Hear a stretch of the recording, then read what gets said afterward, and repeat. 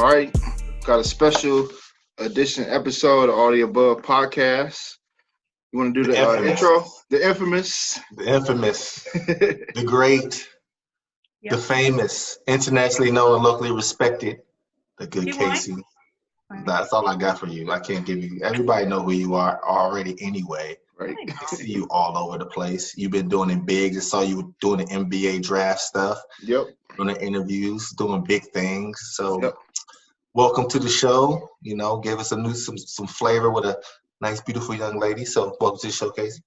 Welcome. We're gonna start right here with we just finished witnessing that good Verzuz battle, Gucci versus Jeezy. Epic night. Oh, yeah. Who y'all got first of all? Who y'all got? Ooh, Kayce can go first. Okay, so I'm like a Gucci girl, but I love Jeezy. However, after that Verzuz, I feel like I really have to give it to Jeezy. I think I might have forgot how many bangers he had. How do you do that? No, going into it. I didn't really forget. Maybe because I feel like, honestly, I just feel like Gucci left out a bunch of his hits that I feel like they should have played. Like, I feel like right. I could have did without the diss tracks in the beginning, but it was like, okay, it's Gucci, so it's like, what did we expect? But like I said, there was a few songs that he could have left out that I was like a lot of the features, like the Migos song, he could have left out. There was another song I was like, yeah, he could have left that out too. But yeah, probably he ain't do Freaky Girl. No, he ain't do Freaky Girl. Nah. But see, like me and him had the bet before, and we both wanted Gucci to win, but he went Gucci, I went Jeezy because I felt like he got too many bangers. Right. I didn't think it was a chance, but we both said if Gucci come with the disrespect, it might change it. He came right out the gate with the diss tracks and the disrespect, and I love it. Right. So my take on it is that Jeezy won the battle, hands down, but Gucci won the war because I feel like Gucci came there just to disrespect. I feel like Gucci came for like other reasons, like I'm gonna come for the Verzuz, but I'm gonna come to put respect on my name. You know what I mean? And he did that. He had some shit on his chest, and he really like got it off. You know, he got to play his diss track, tell the dig his bad homies up, and all that. He got to, but you know, Jeezy was smart. Jeezy's a smart dude. He had that whole thing calculated. He knew it was coming, so he had a little weak speech, and then he backdoor with his song. He was on his Jeezy St. Patrick. Right. Someone called him Jeezy Luther King, and I almost fell out. Hey, he hit. That was fake though. Yeah, he was faking, luring him in with the we supposed to be brothers. Yeah, he got him with that one. Backed him door with the straight hood classic. I was like, he hit him with the Demon Linko on that one. Right, but I love it because like Gucci really had all the disrespect going the whole battle, and I love it. He was just hitting it with shots. Like, oh, that was cute. That was a cute little song. Yeah. That was cute. Was like the whole mood for like the Verzuz. It was like that was cute. Yeah, that was beautiful. I like that part. Now that was probably the best battle. That the ones that have been like when they're in the same room, those are the best. That was the best one I seen. Someone said that was like the hood version of, or they said it was the Monica and Brandy with guns, or the Monica and Brandy. Yeah, that had some tension in it too. Yeah, so that was the best one when they live. Because I was telling him before, I like the ones that are like with the producers. To me, those are the best ones with the producers because they be bringing out songs you didn't even know they did shit. You be like, damn. For me, I really feel like the Lil Jon. Was it Lil Jon and T-Pain? Oh my god! Yeah, that was fun. That was at the beginning of quarantine too. I'm literally on my couch, like me and my sister are yelling like on FaceTime. Like that was maybe like the best. I'll say not in person one to me. I liked Sean Garrett and Dream. That was because it was like weird, and Sean Garrett was drunk, so it was funny. But then at the same time, they was bringing out hits that was like, "Yo, I didn't know you made that." And also Jonah, the Jonah dude, and who he go against? Who did Jonah dude go against? What's the bald head dude that sang? Neo, yeah, that was good fire too. Because that dude, nobody knew him. Right, he was bringing out joints like, oh, he made that. He wrote that. Like, damn, like those be the best ones to me. I think I like the DMX. The DMX and Snoop was cool because it was like the vibe was cool. I felt like Snoop felt like he could Dominate X. I think he gave X a bone. Like, all right, bro, you know, we're gonna let you turn up a little bit while I'm back here, walking and dancing. So I think that was a good one too. He took it easy on him to me because like the second half he really could have turned up, but he was like, let me just chill. You know what I'm saying? Let you get your, because DMX started getting into a bag that had nothing to do with anything. He started playing songs that had nothing to do with nothing. Like, man, and he was playing songs. He was playing songs from Def Jam Vendetta. Like, man, what is he playing? Yeah, but it was cool. Though. I mean, they talking about who they talking about next? Who they say they was trying to do next? It's hard. It's gonna be hard to follow it up, no matter who it is. Yeah. We'll see. Oh no, they say the Tribe Called Quest and I think the only verses that might be more iconic than that is like a Ja Rule 50 Cent. Yeah, but that's never gonna happen. It's not gonna happen. I know, but I'm saying like that's what I'm saying. Like I feel like the only other thing that can like top that. Right. Like, they definitely gonna have to not be in person because 50 is the ultimate petty. Yeah, right. He's so petty that he won't do it. That's how petty he is. He's so petty, he's not even gonna do it. Because he's like, I'm not helping your career at all. Like, it's real, Jeezy and Gucci got a boost from this tonight. Yeah. For sure. You know what I'm saying? Right. But hey, he ain't doing nothing to help that man's career. Nah. His shit dead, so he ain't trying to help him at all. I think 50 and Game would be good, but I think it'll be just as petty because 50 would play the songs from the documentary. I don't know, man. I don't think the Game got enough, bro. I think Game got enough. The Game got some bangers. Yeah. He's just a weirdo. You talking about album cuts though? Like, if you say album cuts, then you are gonna be like, yeah, but 50 got too much, bro. Oh no, 1000%. But I think that the Game could keep up, but for sure. Like the T.I. 50 one was a good one. Like the T.I. 50, that would have been a good one. Lost. You said 50 would have lost? I think so. Nah. I think so. Nah, I don't know. 50 don't got as much as people think though. He do. You not counting. You forgetting G Unit. Oh yeah, Beg for Mercy was a classic. You forgetting G Unit. You forgetting all the features. He might come out. This is a big rich town. Oh yeah. I said that. I said if one of your top songs is a TV theme song, no, you're not winning. That's like a banger though. If you come out with that, like say you come out with that and you make T.I. play one of his, I don't know, his joint with Rihanna or something. Then that's So that's the thing with T.I. though, man. He can go in so many different bags, but that could hurt him in the same way. Yeah, that would have been. I think T.I. and Jeezy would have been a better matchup too. I don't know, man. I think Gucci, he did everything for the people. Like we wanted to hear the diss records, we wanted to see the disrespect. So you did. Yeah, he can't. I was ready for the smoke. He came in like Pat Bev tonight. So I seen a bunch of tweets like y'all thought T.I. was gonna go up against that. So I don't know. No, T.I. would have matched him because he got the same amount of big songs, like anthem songs. Right. It would have matched up with that part. So I don't know. Yep. Yeah, that was good.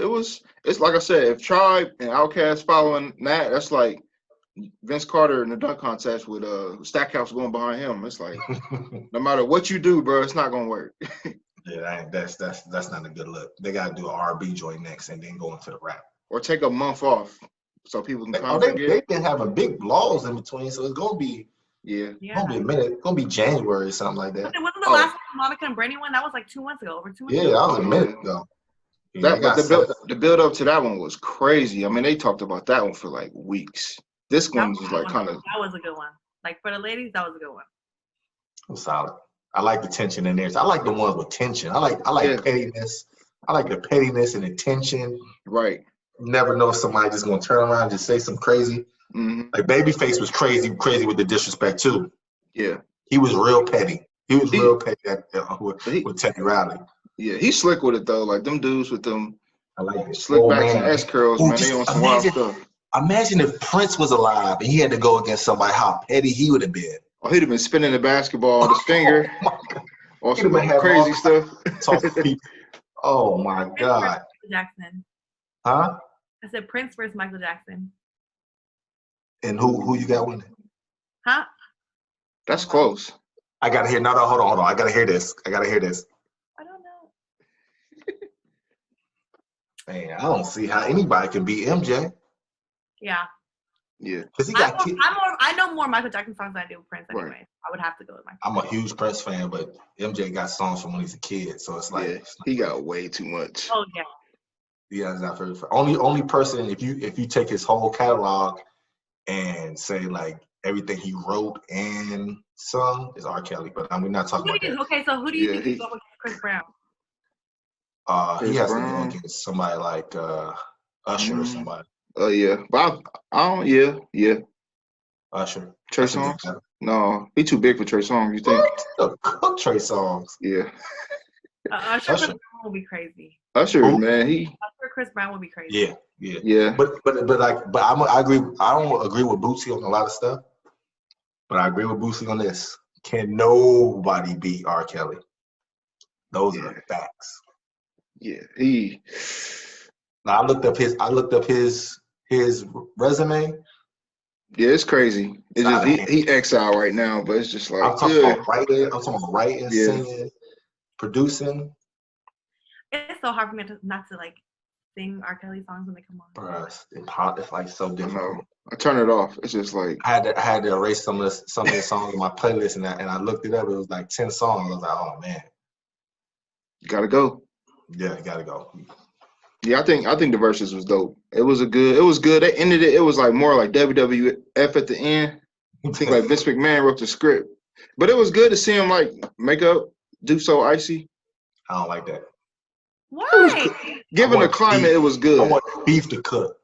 I do too, but given the climate, with like all the rappers getting killed. Right, for the culture, it had to be like that. Yeah, they had to do it. They had to, especially like King Von just got killed in the A. Yeah. All right. But I'm always here for beef. Yeah, but I don't feel like that was the platform, that was the setting to do so. No, they did the right thing. They did it right. It was too many people watching. So and it was hella beefy through the whole thing anyway. So it's like, all right, we gotta end with That's why I didn't like it, because it was already beefing. Just let it go. Like, don't all of a sudden kumbaya at the end. Like, no. Hey, when you start talking about real estate. Because like he said, it's like people like Jeezy was like, like people followed in their footsteps. People wanted to, do things because of them. And, back in the day, like they kind of set the tone. It was like, now, okay, we set the tone then. Now we got to reset the tone and like bring it back, like as the elders. Nah, dog, you try to kill me, bro. I ain't on that. That's true, though. That is true. I can't relate, but if I had it your way, I wouldn't even be here to set no tone. So hell with you, dude. Yeah, that's what talking about. I know, but I'm just saying, like, setting. No, I feel what you're saying. But how it started off when he played round one. That was like my whole goal and dream. Like if he come out with round one, I'm gonna go crazy. And he came out with round one and he set the tone. So that was a win in itself with that. I love it. What we got next? Draft, of course, NBA draft. A big nightly spectacle. It was different because of the virtual format. So what you think about Kayce, how do you feel like who was your going into the draft? Who was your top people that you wanted to see get drafted, and did they go to the places you wanted them to go, like in the spots you wanted them to?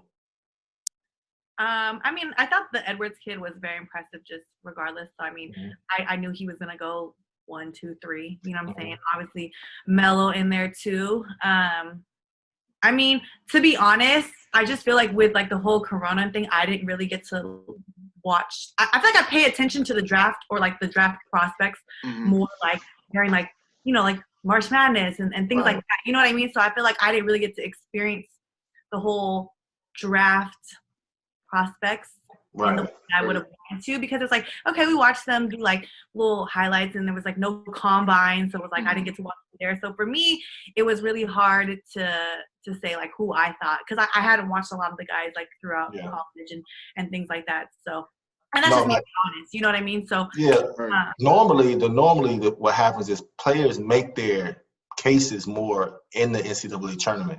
Right. They're able to see what they're going to do, because it's like we know they're entering the draft. You know what I mean? So it's like, all right, let me look and watch this guy. Like, you know what I mean? And so. And you can actually tell for some players, are they ready for the big stage? Because that's the biggest stage. Like a lot of dudes, you look like a guy like McCollum. He made his mark in the NCAA tournaments. Yeah, he showed his capability there. Because you didn't really see him play at Lehigh like that, but when he got there, played against Duke and played against all these teams, like, oh yeah, he's ready for the big time. Yeah, he's ready to show up. I feel like it's hard because a lot of the questions were like, oh, who's going to be the sleeper of the draft? Who is going to be, the unicorn? You know what I'm saying? But it's like, we didn't get to watch really nothing for us to be like, oh, that was the player that like showed up at the big dance. You know what I mean? Oh, at March Madness, like that was the player that nobody expected to do what they had to do, and they did it. You know what I mean? So it was like, for me, it was kind of hard. It was like, I had to go based off of like, what I knew or what I had seen previous to anything. And then it was like, like I said, even watching like the little workouts, I think I seen Anthony Edwards do like a workout where like Braun and all them guys were there, and that was like okay, like you know what I mean? Like I just wasn't impressed by those things. You know what I mean? Like so. It was definitely a harder job for the GMs this year. It's probably the hardest job ever. But they had more time than they normally do too. They had extra months to really evaluate. It's crazy how deep they go into the evaluations. And I know it was probably a lot tougher not being able to get hands-on with these dudes, do the individual workouts. Because one of the biggest thing with these workouts is you get these guys, you get 3 or 4 guys in a gym, and they battle each other. You see who has heart. You see who really competes. You see who is strong. You see all that stuff. You see people's flaws up close and personal when you get them in that one-on-one situation, and they wasn't able to do that. So that's like one of the biggest. I know that was one of the reasons. Like I was able to get drafted because I had 30 workouts. I took 30 workouts. Back then was a crazy amount of workouts, but I did 30 workouts, and each one I got to go against these dudes that was ranked way higher than me. So I got to play against these dudes and show that I'm on the same level as them. But if you're like the guy from Villanova, man, the kid from Villanova, one of the best players in the draft as far as college basketball, he didn't get drafted. But if he got into them type of workouts, he would have killed. It's like shit from City Hall too. Some of these dudes, so. And I feel like some people like I think Cassius Winston, he could have benefited in workouts. Even Cassius Stanley, he could have benefited in workouts. Vernon Carey too. I think even though he fell second round, but I think he could have been like a fringe first rounder with workouts because how talented he is. Best big man, best 5, like 5. I think he's the best. But like they said on the draft though, we're going away from the big man, so it's harder to draft big guys these days. You know what I'm saying? But you saw my man get picked 10th in the draft. Shout out to Sticks. My man got picked 10th in the draft. Yep. Martin Jr. get drafted. Yep. Shout out to him. Shout out to my little nephew. So he made it happen. But the top 3 picks, bro, it was all about fit. It's all about fit. So got Anthony Edwards. Do you think Clay getting hurt like wavered the Warriors' decision? Well, if it did, if I was them, I would have tried to get Anthony Edwards. I would have did anything to get Anthony Edwards. Right. Because I mean, if it really affected them, you got to think I got to replace Clay because now they have nobody there. You know what I'm saying? But today you saw they got Kelly Oubre. So they get Kelly Oubre. So I mean, maybe they already knew that. But you see the first pick, you couldn't get Ball at number 1 when you got D'Lo there. And you can't get Wiseman because you got Carl Town. So that was the best fit for them. The second pick, the best fit. I mean, you couldn't get Ball because you got point guard already. So but the first 3 picks was just about the fit, and I think everybody ended up where they're supposed to be. So I think like after that it got spooky. Some dudes got drafted I didn't even know who they were. So a lot of people like Killian Hayes is one of my favorite players in the draft. But they was giving him hell like when Detroit picked him. I thought it was a good pick, but probably because Obi went right after, and everybody in Detroit wanted Obi. But I mean, everybody wanted Obi. Anybody who got Obi would have been happy because just from what he does, they'd been happy. But I think New York, I don't understand New York, bro. Like unless they're gonna trade all them guys that they already have that play his position, I don't understand. For you. Why are you drafting another 4-man? Like you got 7 4-men already. Like it doesn't make any sense. They just continue to do crazy things. I just don't understand. They just. I cannot imagine being a Knicks fan. Oh my God! Who is your team? It's really hard for me to have a team because I have this empty spot in my heart for the Sonics. So it's really hard for me to shed a tear for the Sonics. And I'd be so bitter when it comes to the Oklahoma team, the Thunder. Yeah. You know what I mean? That should be the No, y'all should definitely have a team. For sure. I I don't understand. It does not make any sense. I gotta build a new stadium though. That stadium is not it. Y'all gotta get a new stadium. They tore down the Key Arena, and they're supposed to be rebuilding, but they're supposed to be. I hear so much stuff like they're supposed to be rebuilding like an arena like towards like where like the football stadium, like baseball stadium is, which is like. Hold on, they tore down the one that's next to the thing. They tore down that one. Next to Space Needle. Yeah. Yeah, the Key Arena. Oh. The last game that was played in the Key Arena was when Golden State came out here and played Sacramento. That was the last game that was played. Damn, that preseason? I played in the Big 3 there. I was like, this place old as hell. Hell old. I was like, no wonder they had to get out of there. I was like, damn. Seattle's like literally the perfect place for a team. I just don't understand. No, it is for sure. Yeah. Great sports city. Absolutely. Sacramento got to come up off that. Somebody. Yeah. It's gonna happen. It's gonna happen. They're gonna do an expansion or something. They're gonna have to. Years. Yeah. They're gonna have to. Yeah, I think overall it was a good draft though. I mean, yeah, a lot of dudes got drafted that. They do that every year though. The draft is, you be like, damn, who the hell is that? You know, right. They've been doing that for years. So hopefully, these guys help, and got to see all these dudes' dreams come true, which is dope. But I feel like the little videos and stuff like they were able to do, because you know what I mean. Like normally, like with the draft, it's like walk on stage, whatever. You hear a little interview on the side, but it's like there was like really in-depth interviews, which I thought was really cool. Because it like really got to tell like a story, which I really appreciate. Right. I felt like it was really heartfelt, really sentimental, and I felt like this draft was like very special in a way. You know what I mean? Let me just throw some things out there I noticed.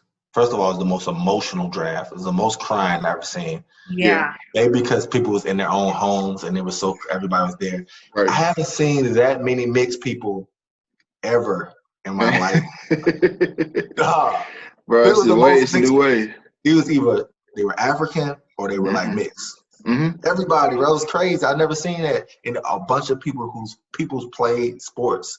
Yeah. Like every year you see that also, like more and more people who played in the league and played, and you're seeing that more and more nowadays too. That's crazy. Genetics is undefeated. That's why. my son told me I gypped him. He said I gypped him because I should have had a baby with somebody that was like 6'5". I was like, dog. See, that's what I need. I need me an athletic tall man. Look, I don't even care for it together. I just want to produce dope babies, athletic babies. You said you don't care who he is? I mean, I care, but it's like I don't care for it together at this point. Like I just want to. You like 5'1" though, so you know what I mean? You like 5'1" though.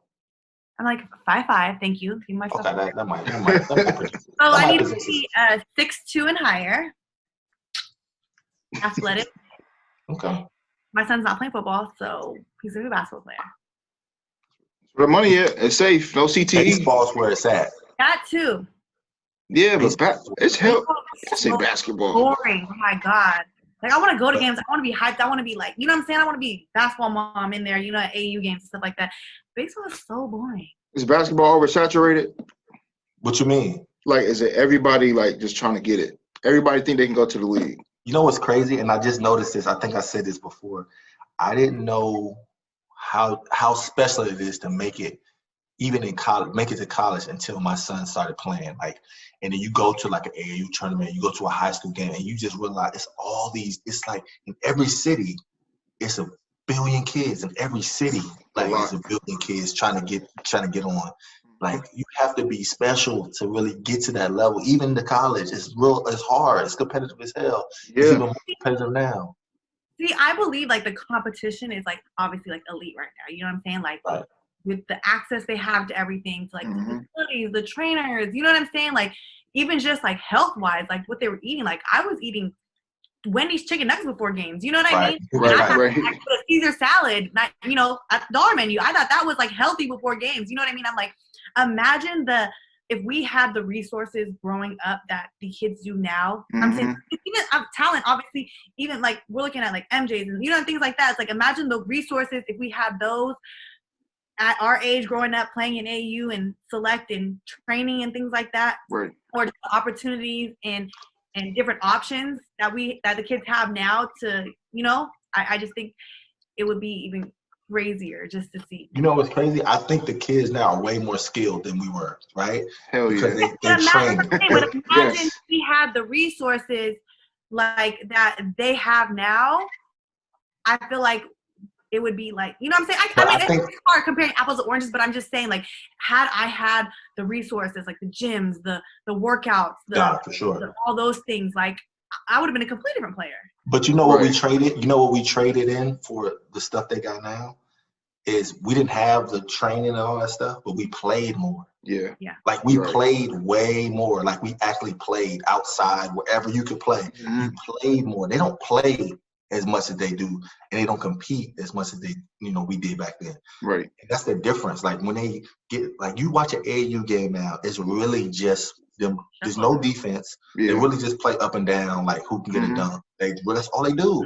And then when they get to like real high school basketball, is different. They start playing more organized. But the AAU is just they up and down dunking the ball, like literally no defense. All highlights. Like whoever gets the ball is the guy who attacks. Like that's all like, it is. Open the lane, like, you know what I'm saying? Like, but it's like not the same. Like they really don't play basketball every day like we did. And that type, you learn more from playing than doing drills. I mean, you don't have all the skills, but how do you transfer that over to playing if you don't play as much? You know what I'm saying? Right. You never gonna understand like them one-on-one bumps. Like it's different. So like, I mean, it goes hand in hand. Like, it's a different game though. So we'll see how it turn out. I mean, I don't want to call them soft, you know what I mean? But I think it just goes back to, like you said, like we was playing.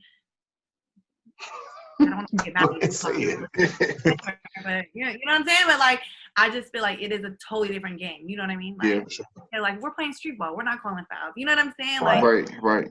I go to LA Fitness and it's like I'm playing with the young boys and everything is foul this, foul that. You know what I'm saying? I'm like, what? Like, we're playing street ball. You're not getting all those calls. You know what I mean?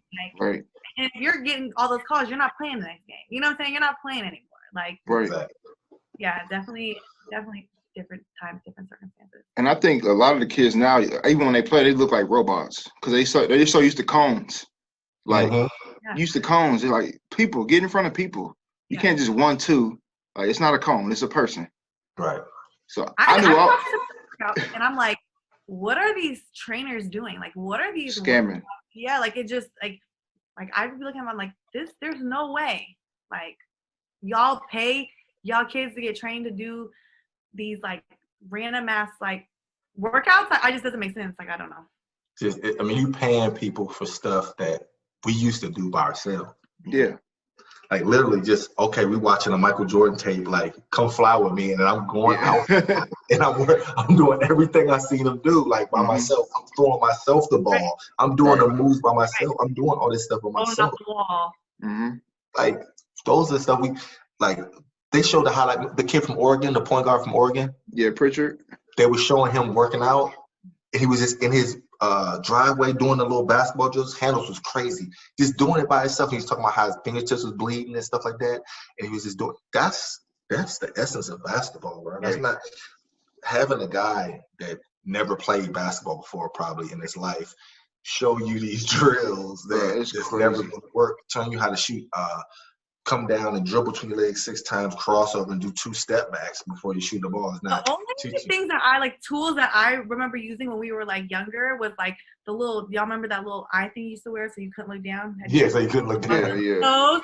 I remember like the little jumping shoes that had the little jump soles. Yeah, those.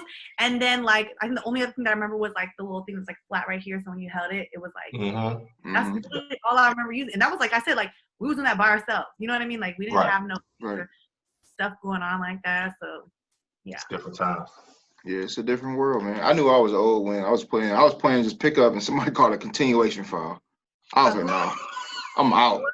I'm out. I'm too old for this. What the hell is that? Right, exactly. Oh my God. Whole different world. So speaking of like, we talked about a little earlier about the Warriors. What's the outlook for them going forward without Clay? Because that's a big blow. Clay is like the heart and soul of the team.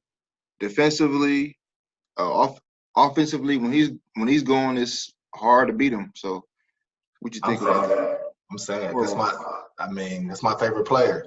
That's my favorite player in the league because he plays both ends of the floor at an elite level. He's efficient. He's the type of guy I like because he doesn't need much to get what he does done. He's efficient on offense. But on defense, he a dog. He guards the best player on the court. Yep. And you can't really stop anybody in the league, but he does the best I've seen in a league of guarding guys like Kyrie and all these dudes. He does the best I've seen. So for me, that's a huge blow. I mean, they're gonna get Kelly Oubre, which is dope. I'm happy for him because that's one of my favorite players. I like Kelly Oubre, but I mean that's a big blow. But I think they're gonna be all right though with the guys they got. They're athletic as hell now. Yeah, athletic as hell. Super. I don't know. I feel like Steph is Steph. It's just the surrounding pieces. I think the most important piece is the bench, though. Yeah. The bench is gonna be. It's kind of bleak right now. It's kind of hard. They might have to pick up some pieces, but I can't think of nobody. I think the cat from Michigan, I forgot his name, curly hair shooter. I think he'll be off the bench. Curly hair shooter from Michigan.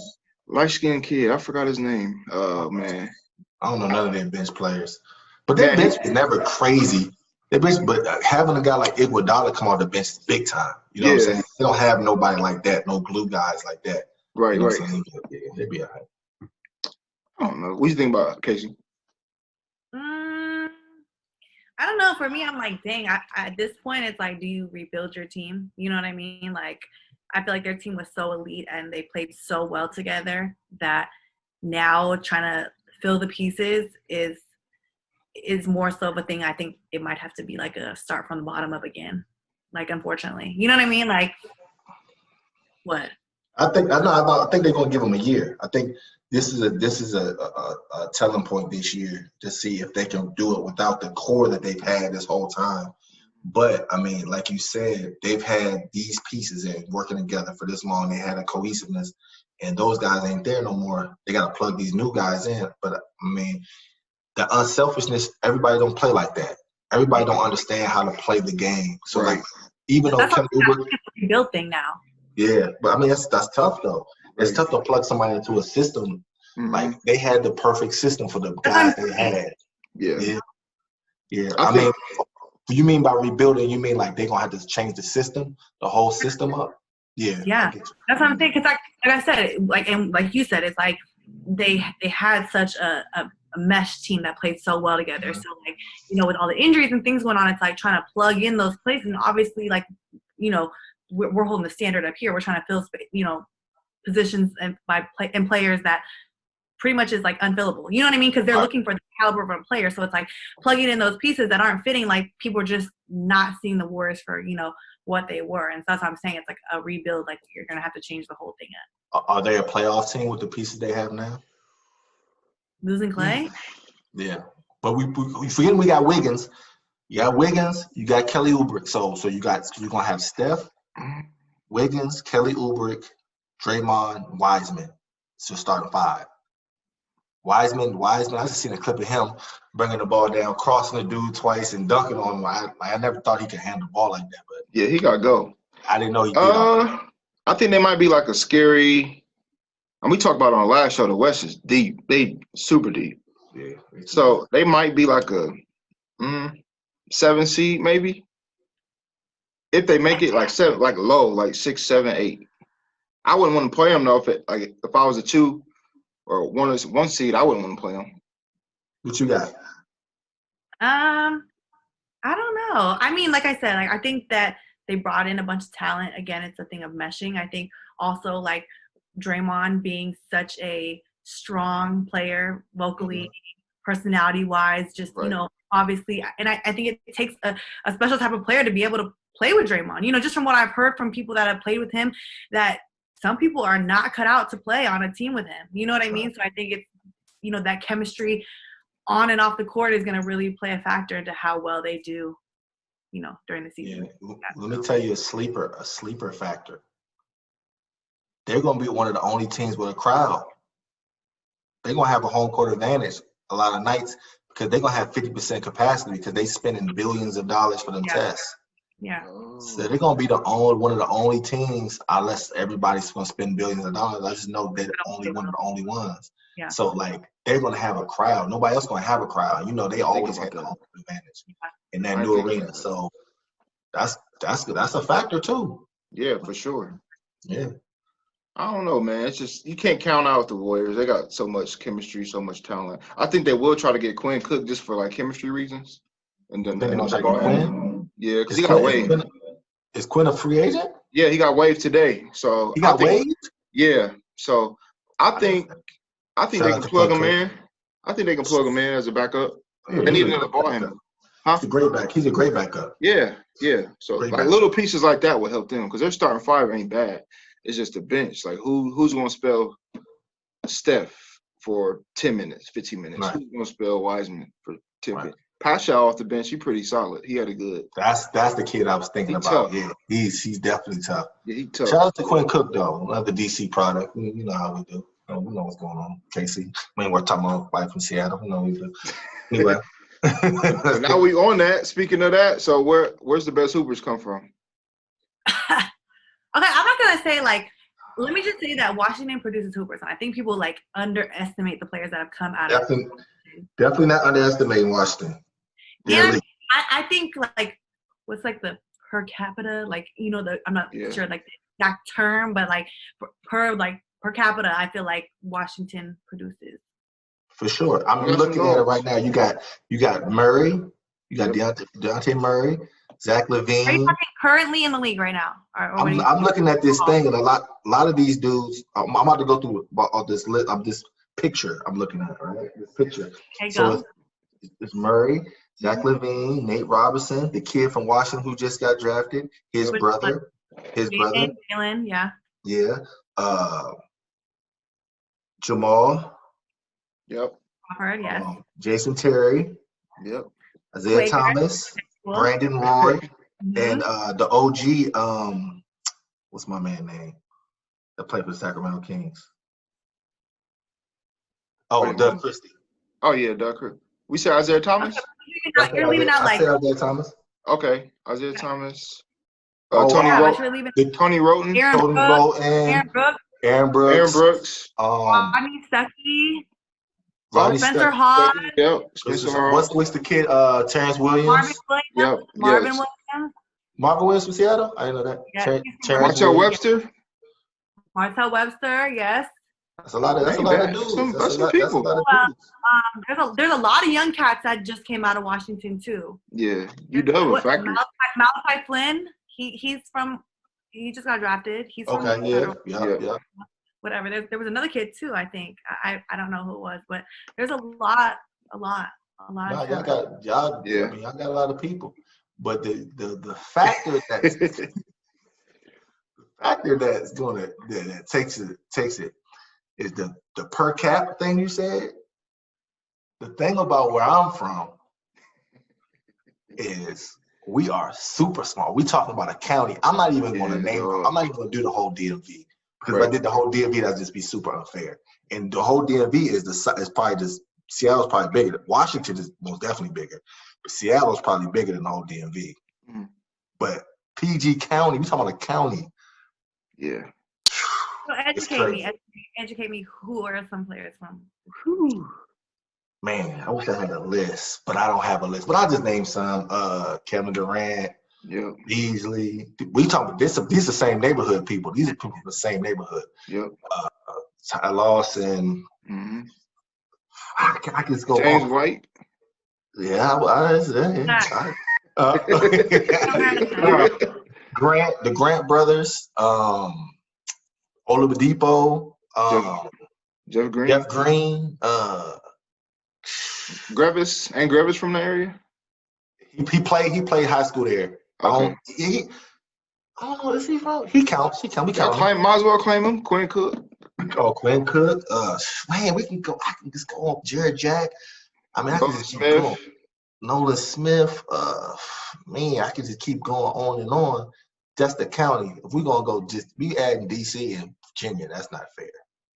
Yeah, y'all gonna. I'm not going to even put Baltimore in there because if I put Baltimore, that's super not fair. I'm not adding Melo and all them dudes, Rudy Gay and all them dudes. That's not fair. But we got a lot of people, and over the history, it's just Steve Francis and Moochie Norris and Walt Williams and just too many. Lynn Bias. You can just name and keep going. But man, it's just I don't know if y'all saw that movie Something in the Water. The joint that came on Showtime. Yeah, I did. I mean, I gave you a little preview of how it is. I mean, and it's super competitive. And what's crazy is two dudes got drafted from PG. The Jalen Smith. Yep.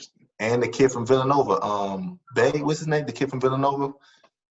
He went like 18 or something like that. Yeah, I know you're talking about. I can't think of his name right now. Yeah, I think he went to. It'll come to me. I'm gonna look it up. I think he went to Brooklyn. I didn't even know he's from. He's from Largo. He's from my neighborhood. I didn't even know he's from there. That's what happens every year. Like as you get older, you get further and further away from the young people. Like right. Like it was a time when I was like I knew everybody. I don't know nobody. Oh, Kevin Porter's from Washington too. I like Kevin Porter. Yes. We just had him on the show for what is he? We have a segment called "What Is He On?" Like he tripping. We just had him on there last week. Yeah. He was tripping. But he's super talented though. Super talented. Another player. I don't know if y'all remember Terrence Williams. Yeah, we said his name. Yep. I said Terrence Williams. He was cold. He honestly, talent-wise, he might have been he might have been one of the most talented players to come out of Washington.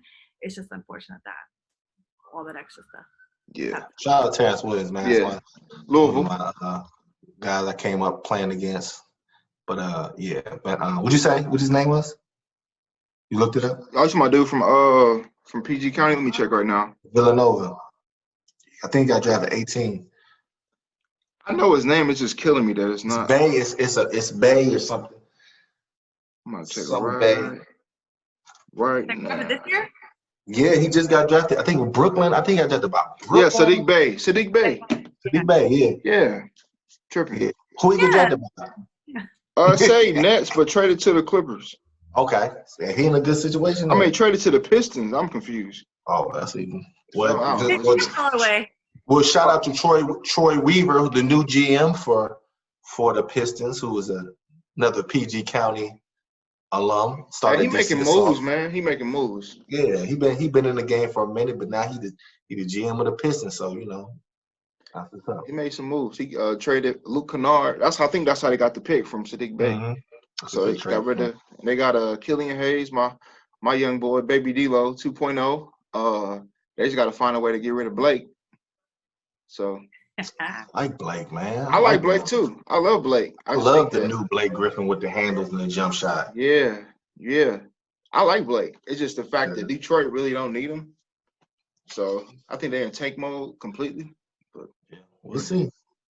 What we got?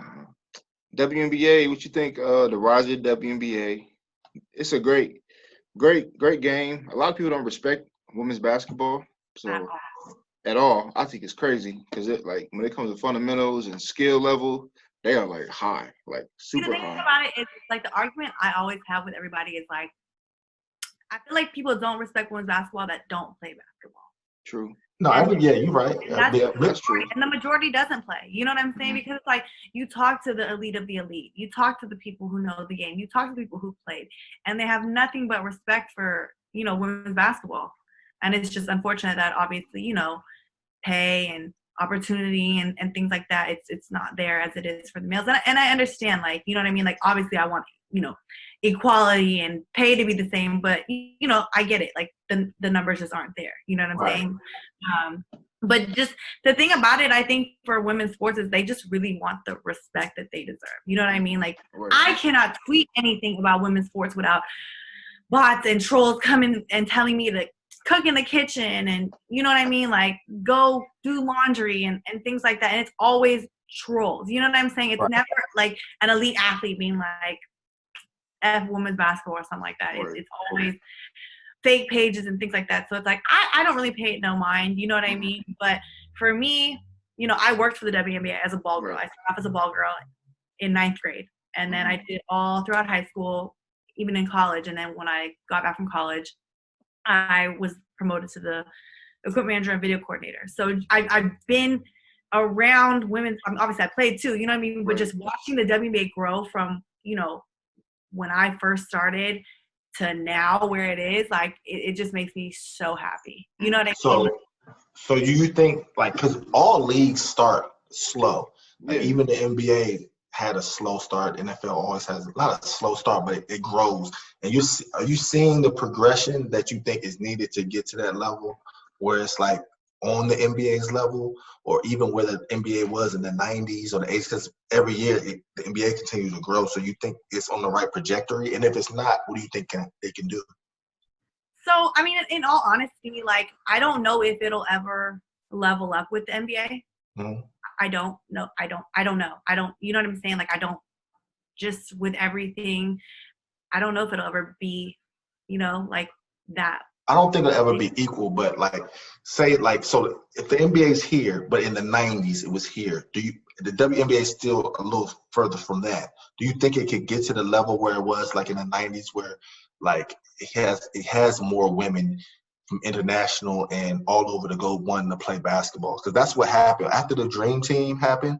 People from all over the world focus more on basketball. Kids play basketball more than they ever did. Right. So you think it would ever get to that? Yes, I do. And for me, the growth that I've seen, it hasn't been like a steady, you know what I mean? Like, for me, it's been like a this and then a this. Okay. Like, in the last couple of years, it's literally skyrocketed to me. You know what I mean? I feel like it was like very, very just like level. Everything was just the same. Like, it wasn't necessarily progressing. I mean, it wasn't like getting worse, but I just feel like it was a very like at a standstill. And why you think that is? Why you think it just skyrocketed like that? Why you think that? I honestly, like, as crazy as it sounds, I really think Kobe had a huge part in really advancing women's basketball. Just really getting the working with his daughters and stuff like that. Absolutely, just his support. Like, how can you not respect a game that one of the best players to ever play basketball respects it? You know what I'm saying? Like, how can you not respect it when someone of his caliber, someone of his experience, someone of his talent, just who he is, and he respects the game and women's basketball, and y'all don't. You know what I mean? Like, to me, that doesn't really make any sense. And so I feel like once, and I think too, like, not just him, but just the NBA in general, backing the WNBA like they do now, because it wasn't like that. Like, it was very separate for a very long time. You know what I mean? Like, to the point where it's like, like, there were teams that played in the same arenas, but it was like very much separated. Like, a lot of stuff you see now is like teams that have NBA teams in their city are like, doing like a mesh, you know what I mean? Like, they're one, you know what I mean? And it wasn't like that before. And there was really no backing to the WNBA. And it's so important that the males play a really huge part in the advancing of women's basketball. As much as I hate to say that, you know what I mean? Not that we depend on the males, but it really does make a huge difference. Like, that they're very vocal now about how much they support women's basketball. It helps so much. You know what I mean? And for sure. I think and vice versa. Like, you know what I mean? Even like I said, like, the lady that just was promoted in the MLB, what was her position? She's like now like she's the manager. Yeah. And I've seen so many tweets today about like how important it is for guys to know it's okay to look up to women too in sports. You know what I mean? Right. Which I think hasn't been something that's been very much introduced, obviously. You know what I mean? Right. Go ahead. No, I mean, I'm just saying, like, as much as I hate to be like, oh, the males are a huge part in it, it really, I think, has advanced the WNBA just to have a really big push from the males in sports. And not just for basketball, just and other sports as well. I think that's the biggest difference. I think that's the biggest difference right now is that you see these commercials where Kevin Durant, Kyrie are saying how skilled these women are, how great the game is, how much they watch it, and you're seeing the support, so it makes it cool. It makes it cool to watch the games and stuff like that from guys, because guys be like, I ain't watching that. But they see a guy who they look up to watching it, it's cool. But I think one of the biggest things, basketball is not a team. It's like when people watch football, people are territorial about football. Like, they root for their team. So, like, I'm a Cowboys fan. I'm rooting for the Cowboys. I don't care who's on the Cowboys. I'm rooting for the Cowboys. Right. That's how football is. Basketball is a sport of individuals. It's like, it's based on the players. And I think the biggest thing for the sport to get bigger, they got to base their thing around some stars. They got to get some stars that they base the game around. Like, they have to get the stars to be like these are our players, these are our people, and have those people as their head to look up to. And once they get that, I think it's going to happen eventually. I mean, they have stars now, but they have to find those 2 or 3, maybe 4 or 5 players that are like really stars that kids can really look up to, and that's going to change the game. I mean, it's a huge marketing thing. You know what I mean? Right, I mean, just as impactful as that orange hoodie. You know what I'm saying? Like, I know you see it all the time. Mm-hmm. You see it on a bunch of athletes. You see it on a bunch of, stars, celebrities. You know what I mean? Like that, like marketing was not really a thing. Like, especially when I was there, like you come to games, you come to games. You found out there was games. Like people didn't even know when there was games. You know what I mean? So, and I think with, technology advancing obviously too, and like social media and things like that, huge platform. You know what I mean? Like, it's just crazy because it's like, not to talk about myself, but it's like, when I was working for the WNBA, I was like pulled aside by like our VP, like, yo, your social media. And I wasn't even like, I had followers, but it was like kind of in the beginning of Instagram. They were like, we need you to tone it down. Like, you're a representation of the storm. You know what I mean? Wow. That's what I'm saying. Yeah. So it was like, social media was like, oh, we don't really taboo, like kind of. Yeah. We don't really like that you have such a like good relationship with our players. You know what I mean? Like, you can't really hang out with them outside of basketball. And I get it, because it was like I was working, like front office type stuff. You know what I mean? Like I was in operations, so it's like I knew stuff, but I knew how to separate the two. Right. But I mean, nonetheless, it's just for me. It's like I said, like I was there when it was like dumb down your social media, and now it's like I'm being brought back because of my social media. You know what I mean? I'm freelance by me with colored hair and tattoos. You know what I mean? So it's so different now. And like I said, just the marketing has improved greatly. The support and the backing from players like, LeBron and, I mean, Kobe and things like that. And like you said, I feel like a lot of the women have skill sets that the men don't have, like fundamentally. Yeah. You know what I mean? Like, sure. And yeah, like the girls aren't out here dunking and doing alley-oops and things like that. So, it's not as entertaining to people. You know what I mean? Like, but it's like, if you understand the game, if you respect the game, if you really love basketball, then there's no way you can't like women's basketball. Right. You know what I mean? Right. Like, that's what I always say. Everybody that I've heard that has gone to a game, like that had never been to a game, but like went to a game. Like, I mean, I even when obviously the Storm were here, and it was like I worked for them. I was giving free tickets to people because I was like, I want y'all to come to the game. You know what I mean? I never heard from not one person that came to the game that they did not have a good time. Because it's great basketball. You know what else would be great? If you look at the international game, right?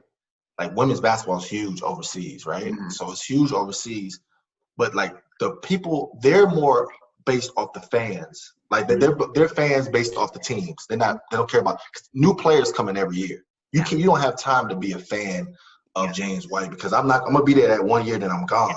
But there's somebody else gonna take my jersey, right? And they're big fans. You know what I'm saying? I think they need to put a couple teams in places that don't have anything going, like no teams. Like, I agree. And they have something to cheer about. Like they have a reason to go somewhere.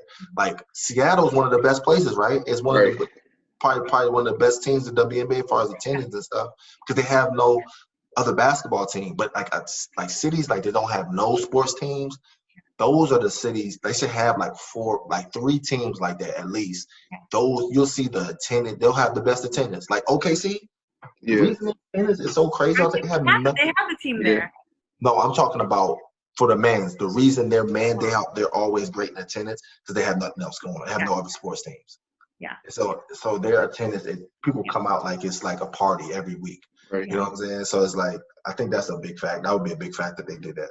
Yeah, I agree with that, because when I was growing up in Columbus, we had I think the ABL, so we had the Columbus Quest.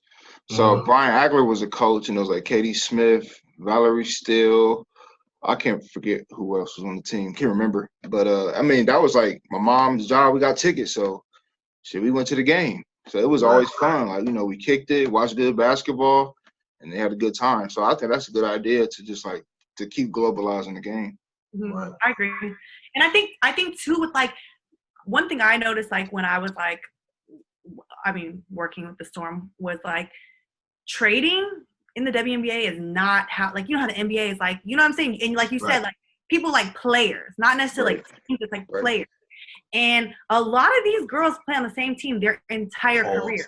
You know what I'm saying? Like Sue Bird, like Diana Taurasi's been in Phoenix the whole time. You know what I mean? There's so many players. Candace Parker's been in LA. You know what I mean? Like, there's not no big trades like the LeBron trade going from, you know what I mean? Like contracts, like, and it's like, I feel like, you know what I mean? Like now there's been more trades, obviously nothing like huge, like like a LeBron trade. Like a LeBron trade to me at the WNBA level would be like a Diana Taurasi Super trade. You know what I mean? Right, for sure. Right. Those things are not common when it comes to WNBA. And I don't want to say it's like there needs to be like some controversy, but I mean some big things like that might sway, you know? Yeah. A Brittany Griner going to Washington or something, or a team like that would be crazy. Like they'd be like, oh, her and Devilova switched. Like they got traded for each other. That would be crazy. That would be crazy. Yeah. That'll make news. Like you're right. Yeah. And the WNBA teams be kind of loaded too. They be having like 3 or 4 or 5 like look at the stars. Team. Yeah, you know what I mean. Like if Phoenix Suns team is loaded, I mean Storm is honestly, if we're being very honest, Storm is loaded, but they have a starting 5 on their bench too. Like you know what I mean. I'm not saying like not every single player is like a big name player. You know what I mean. But everybody plays their role, and like I've seen some people say is they really have like a bench. You know what I mean? So being as that you did play ball, how does it make you feel when guys come up to you and they say, I want to play you one-on-one, or they jump in your DMs or whatever and say they want to play you one-on-one? How does that make you feel? It's so corny. I wish I was given $1, 50 cents, 25 cents for every time somebody told me that, because I'm not even trying to be funny. I would literally be rich. And it's like honestly like the worst pickup line ever.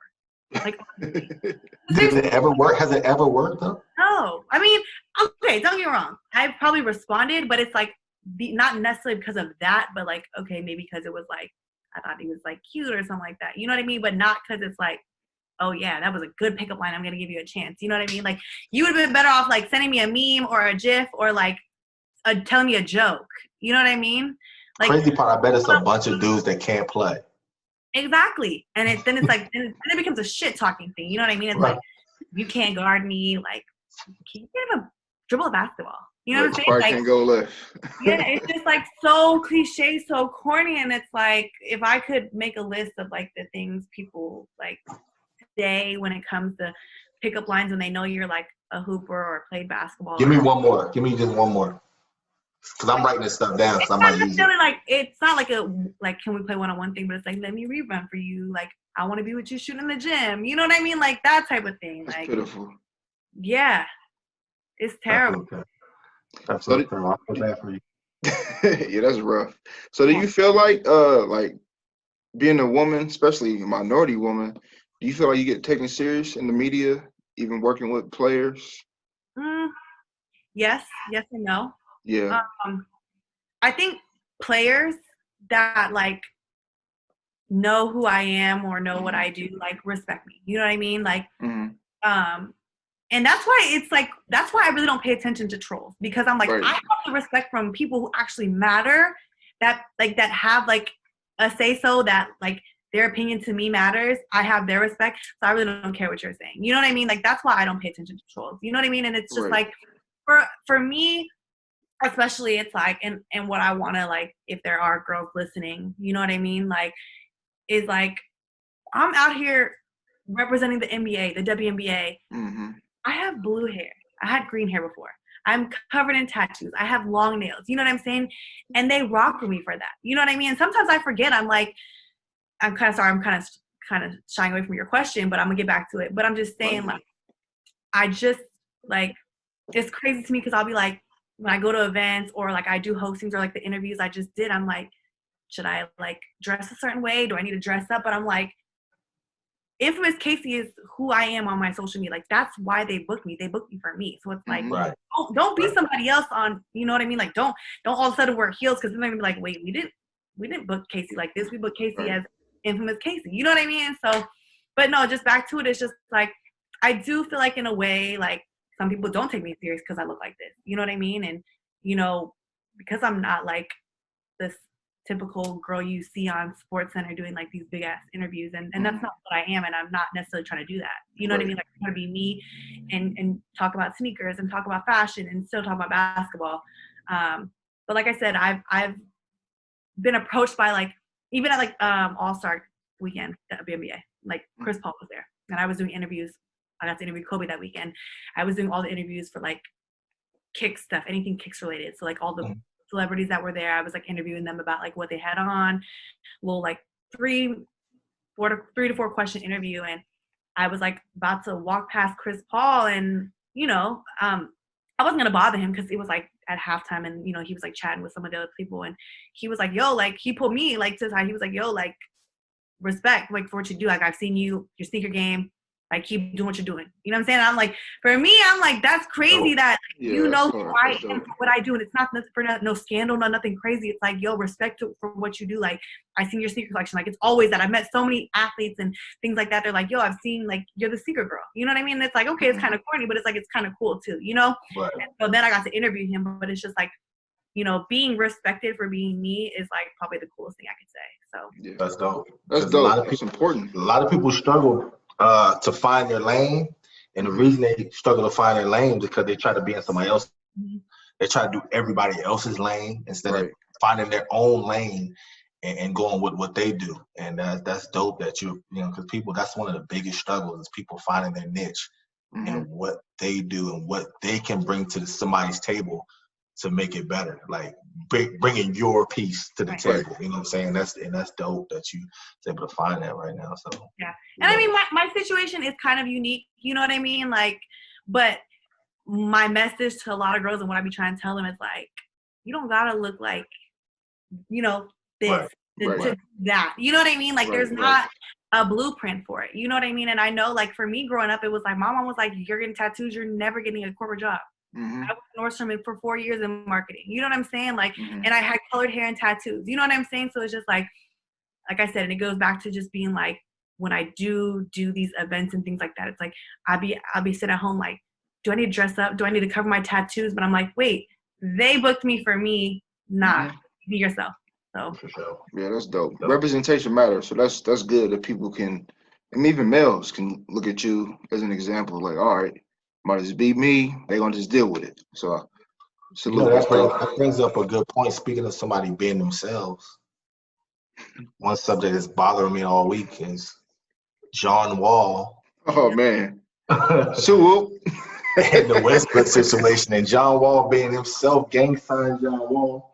Let me start this off by saying, if you don't know, they're talking about trading John Wall for Westbrook and just basically getting rid of John Wall, period. And there's an article that came out saying that the reason why they're trying to get rid of him is because they threw a video of him throwing up gang signs, and the people in the organization didn't like it, right?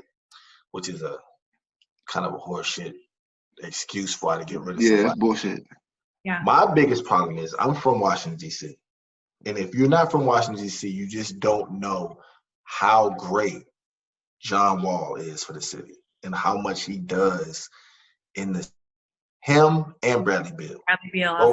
They both do great things for the city, man. This dude, John Wall, shout out to John Wall. He does, like, I would say out of all the players that's been there, I mean, he's probably one of the most loved guys. Besides probably Agent Zero. They loved Agent Zero. He used to have the key to the city too. Yeah. But John Wall gives back so much, man. He does so much stuff, giving back to the homeless, people that can't eat, and does so much stuff, man. He does so much every year for the city. He's been there since he's been there. He's been like that, and it's crazy to me that they try to paint a narrative of a guy and try to make him something that, even if he's doing whatever, he can be whatever. This dude never been in trouble for real. Right. Never done anything bad, nothing malicious, but he's does so much for your city, and you trying to slander him that way and put him out there like that. It's crazy. It's a scapegoat. Because I even like he been throwing gang signs for over 10 years. So it's not some of the best people in the world I know are gang members, bro. Facts. So many guys in games banging throwing up their set, like. And you can't trade him for Westbrook. Westbrook do the same thing. Exactly. He just tripped. Westbrook do the same thing, man. Let me tell you something. My boy Stack Jack, when I was in Pacers, bro, man, that dude was red ragging, everything, all that. And I don't know nothing about gang culture. I don't know nothing about it. The greatest teammate I've ever had, man. This dude is the best. Like, as a teammate, as a person, as if he's with you, he's the best, bro. Right. Like you might not like him if he's opposed to you, like he against you, but as a teammate, as a locker room dude, he the best, man. Like I've never met like people like anybody who's affiliated with that's not. When I lived in LA, I lived in LA, right? When I was playing in the D League in LA, I was playing for Anaheim Arsenal, which is outside of LA. My roommate was Cedric Bozeman. Okay. Said from the UCLA Bruin. That was my roommate. He's from LA, so gang culture out there is big. Mm-hmm.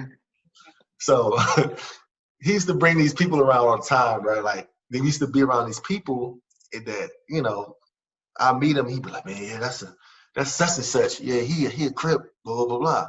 So I remember one day this dude was playing in the gym. We was playing. Little dude. He's a little dude too. Playing.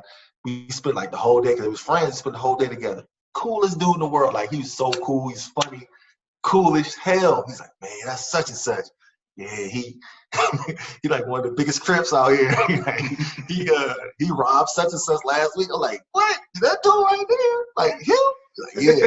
Nah, ain't no way. Not that cool, nice dude. Not that nice ass dude right there. Like, yeah, man. So it's like you never know, but it's like the same time. It's like I don't look at it like people are people. Like, you can't judge people off anything. Like it's crazy. That's just a scapegoat. They just trying to use that as an excuse.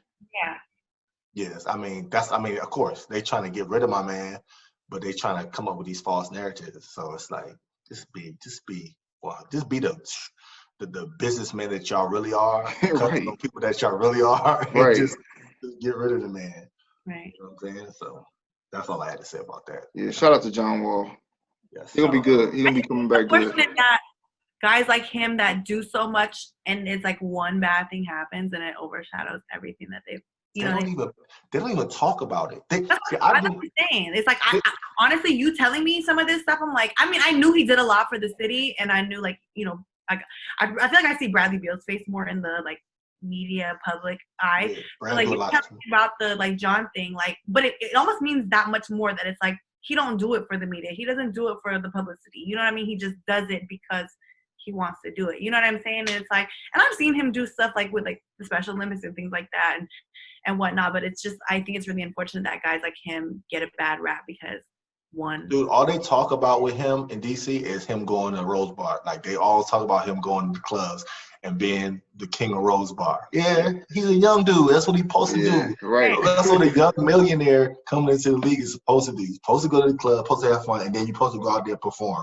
And he does that. But on the other side of it, him and Bradley Beal do so much. So it's like I just want people to see that more than anything. I always promote it. Like on Twitter, I always make sure I say like how much I respect those dudes because they really do a lot for the city. And people really appreciate them dudes. But this is are we gonna do the what's this dude on segment today? Yeah, of course. We gotta do that. Yes. I want to ask something else too. I don't know if she's seen the video. Did you see the video of former Mayor Rudy Giuliani? No. Did you see the video of him on his speech in Just for Men Beijing pouring down the side of his head as he did the speech? You didn't see that? It was ridiculous. Terrible. It sounds terrible. Let me be honest with you. First of all, he's got to let it go. Yeah. I don't know what these Come on home, Rudy. I don't know. Why do white men always keep the sides? Like they embrace it like no other. I've never seen it. Like George Costanza, they get the good George Costanza on the side with the ball in the middle. Why do they keep it? Why don't they embrace it, man? They just won't go ball. Let it go.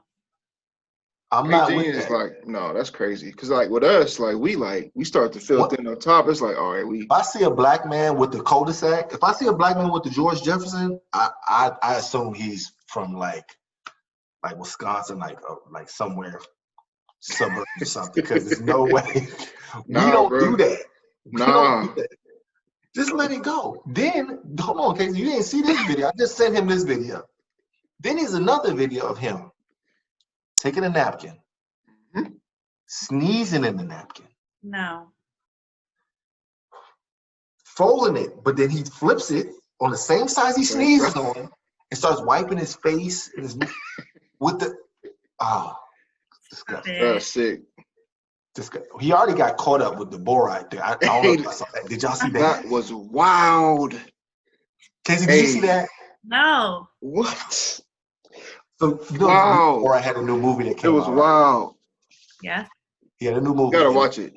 The main scene that everybody was talking about is it was a young girl coming in like to interview him or something. She's supposed to be like underage. Yeah. And she's talking to him, and he basically gets in a room with her, like in a room alone, and she gets him to like take his clothes off, like he's ready for action. He was ready. And she was young. She said she was young, like 15 or something, right? I think so. Yeah, it's crazy. It's look it up. It's wild. I for sure am. But I let you know like what type of time he on, because it's like he did it so effortless. It's like, bro, you did this 10 times. Borat saved him because he was about to go, and Borat jumped in the room like, come with me. That's so wild. Oh my God. Them politicians is dirty motherfuckers. Hell dirty.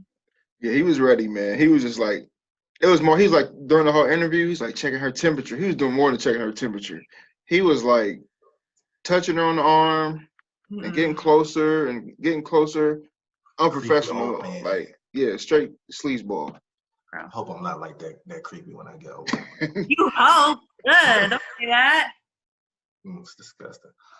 So look, Kayce, get your Instagram and Twitter. I'm sure everybody got it already. Infamous Kayce.